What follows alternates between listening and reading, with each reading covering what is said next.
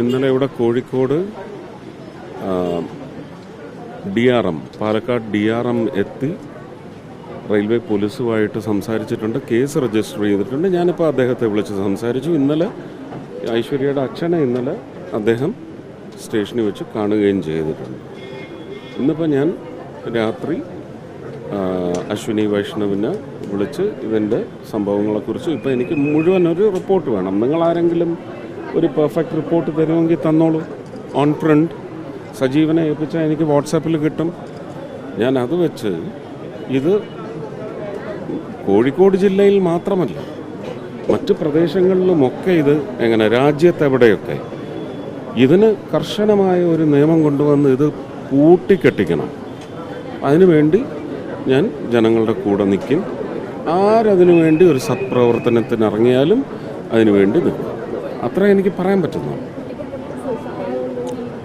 അത് ഞാനിപ്പോൾ പറഞ്ഞുകൂടാ.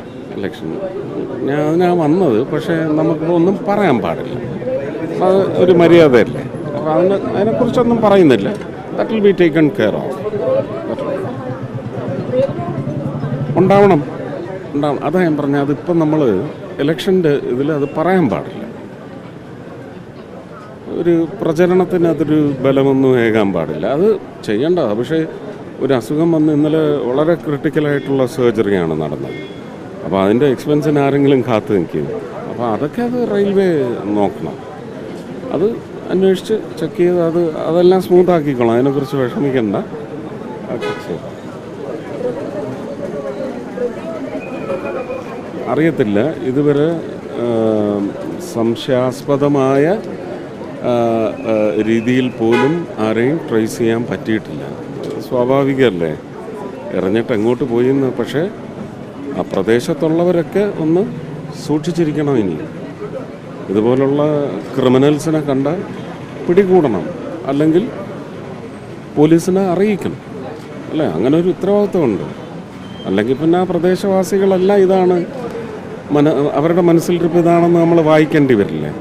അപ്പോൾ ആരെങ്കിലുമൊക്കെ ഉണ്ടാവും അവിടെ അറിയുന്നത്. അത് ഈ കേസിൽ എന്തായാലും അത് വളരെ സ്ട്രിഞ്ചൻ്റായിട്ട് ഡീൽ ചെയ്യും.